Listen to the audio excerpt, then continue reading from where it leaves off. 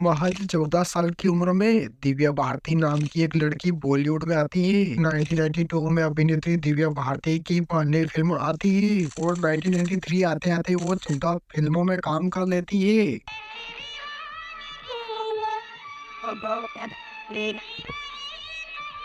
25 फरवरी 1974 को एक खूबसूरत अभिनेत्री दिव्या भारती का जन्म होता है। इनके पिता ओम प्रकाश भारती एक इंश्योरेंस अफसर और इनकी माँ एक हाउसवाइफ थी। दिव्या के साथ एक छोटा भाई कुणाल और छोटी बहन पूनम भी थी। दिव्या भारती ने अपनी पढ़ाई मुंबई के जुहू इलाके में मानकेजी कुपर हाई स्कूल से की। फिल्मों में इंटरेस्ट रखने वाली दिव्या ने सिर्फ 9वीं क्लास तक ही पढ़ाई की और खूबसूरत होने की वजह से उन्हें इसी समय से फिल्मों के ऑफर आने शुरू हो गए। साल 1981 में दिव्या भारती को फिल्मों का पहला ऑफर निर्माता नंदू तोलानी ने दिया। नंदू तोलानी दिव्या भारती को अपनी फिल्म गुनाहों के देवता में लेना चाहते थे। क्योंकि दिव्या उम्र में काफी छोटी थी तो माता पिता ने उन्हें सपोर्ट नहीं किया और इस फिल्म में उन्होंने काम नहीं किया।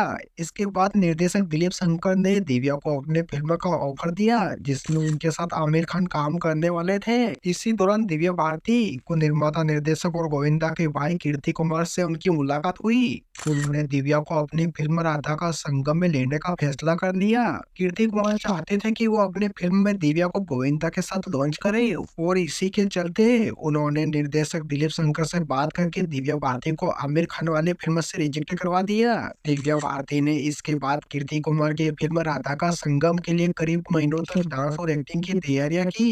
मगर एक दिन दिव्या को पता चला कि फिल्म राधा का संगम का मुहूर्त कर लिया गया और उनकी जगह फिल्म में जूही चावला को ले लिया गया। बाद में कीर्ति कुमार ने इसका कारण बताया कि दिव्या भारती छोटी उम्र की वजह से बचकाना हरकतें करती थी और वो प्रोफेशनल नहीं थी। फिल्म राधा का संगम के छूटने के बाद दिव्या भारती को निर्माता निर्देशक बोनी कपूर की फिल्म प्रेम से भी निकाल दिया गया जिसकी करीब 8 दिनों तक शूटिंग भी पूरी हो चुकी थी। इतना ही नहीं, निर्माता निर्देशक सुभाष घई ने भी अपनी फिल्म सौदागर से दिव्या भारती को हटाकर मनीषा कोइराला को कास्ट कर लिया। दिव्या भारती जिन्होंने एक्टिंग के लिए अपनी पढ़ाई बीच में छोड़ दी, अब उनके पास एक भी फिल्म नहीं थी। इन सब की वजह से दिव्या भारती डिप्रेशन में चली गई और इसी के कारण उनकी माँ उन्हें घुमाने के लिए कश्मीर ले गई। बताते हैं कि घूमने के दौरान दिव्या को एक साउथ के निर्देशक का फोन आया जो उन्हें अपने फिल्म में लेना चाहते थे। दिव्या ने बिना कुछ सोचे समझे ये फिल्म साइन कर ली। इस फिल्म का नाम था बबली राजा जिसका निर्देशक राम नायडू ने किया था। फिल्म में दिव्या भारती के साथ सुपरस्टार वेंकटेश थे। इस फिल्म ने दिव्या को वो रौनक दी जो दिव्या बॉलीवुड में ढूंढ रही थी। इसके बाद दिव्या को साउथ की कई फिल्मों के ऑफर आने लगे और महज 16 साल की उम्र में ही उन्होंने साउथ के सुपरस्टार मोहन बाबू और चिरंजीवी के साथ फिल्में की। ऐसे में साउथ फिल्मों से मशहूर हुई दिव्या भारती को बॉलीवुड में आने के लिए ज्यादा समय नहीं लगा। उनके मशहूर होने की खबर निर्माता निर्देशक राजीव राय के कानों तक पहुंची और उन्होंने दिव्या को अपनी फिल्म विश्वात्मा के लिए साइन कर लिया। फिल्म विश्वात्मा के गीत सात समुंदर पार ने दिव्या को बॉलीवुड में मशहूर कर दिया।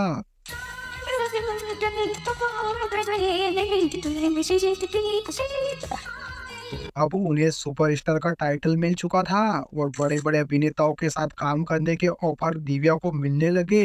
विशात्मा फिल्म के बाद दिव्या भारती ने सोना और शबनम, दिल का क्या कसूर, जान से प्यारा, दीवाना, दिल आसना है और गीत जैसी कई सफल फिल्मों ने दिव्या भारती को एक सफल अभिनेत्री बना दिया।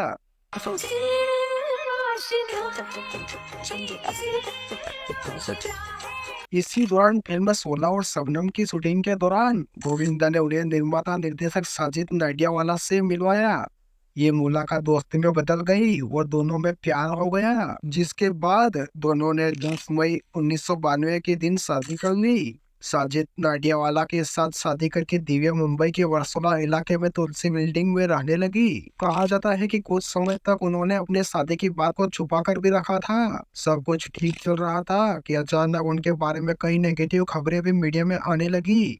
इन खबरों के मुताबिक उनके पिता इस शादी से खुश नहीं थे। बताते हैं कि अपनी मौत वाले दिन ही दिव्या भारती ने मुंबई में अपने लिए नया BHK का घर खरीदा था और डील फाइनल हो चुकी थी। अभिनेत्री दिव्या भारती ने ये खुशखबरी अपने भाई कुणाल को भी दी। जो दिव्या के काफी करीब था। बता दें कि उसी दिन दिव्या चेन्नई से अपनी शूटिंग खत्म करके मुंबई लौटी थी। 5 अप्रैल 1993 की रात करीब 10 बजे जब मुंबई के पश्चिम अंधेरी में तुलसी अपार्टमेंट वाले घर पर दिव्या के घर उनकी दोस्त और डिजाइनर नीता लुल्ला अपने पति के साथ उनसे मिलने आई हुई थी। दिव्या भारती के लिए ये दिन सबसे अच्छा दिन था। उन्होंने अपने लिए अपना एक घर खरीदा था और यही कारण था कि वह अपने दोस्तों के साथ छोटी सी पार्टी करना चाहती थी, जिसकी वजह से शराब का दौर चला और तीनों दोस्तों ने लिविंग रूम में बैठकर बातें कर रहे थे। करीब 11 बजे दिव्या का कई सालों से ख्याल रखने वाली उनकी नौकरानी अमृता किचन में कुछ काम करने गई और नीता अपने पति के साथ टीवी देखने में व्यस्त थी। इसी वक्त अभिनेत्री दिव्या भारती किचन की खिड़की की तरफ गई और वहीं से तेज आवाज में अपनी नौकरानी से बातें कर रही थी।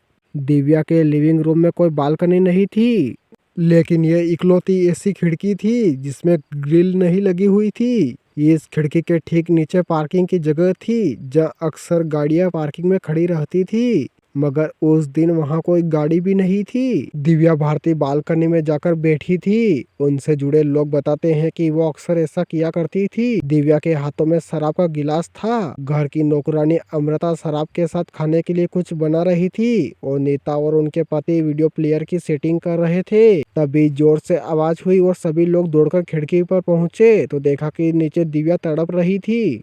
5वें माले से गिरने के कारण दिव्या पूरी तरह से खून में लथपथ थी। उनकी सांसें चल रही थी और उन्हें नजदीक के कूपर अस्पताल में ले जाया गया, लेकिन जब तक बहुत देर हो चुकी थी और दिव्या भारती ने अस्पताल के इमरजेंसी वार्ड में ही अपना दम तोड़ दिया। 7 अप्रैल 1993 के दिन दिव्या भारती को दुल्हन की तरह सजाकर उनका अंतिम संस्कार किया गया। कहा जाता है कि करीब 5 साल तक तहकीकात करने के बाद भी पुलिस को दिव्या की मौत की कई ठोस वजह पता नहीं चल पाई, जिसके चलते रिपोर्ट में नशे में बालकनी से गिरने के कारण उनकी मौत हो गई ये बताया गया।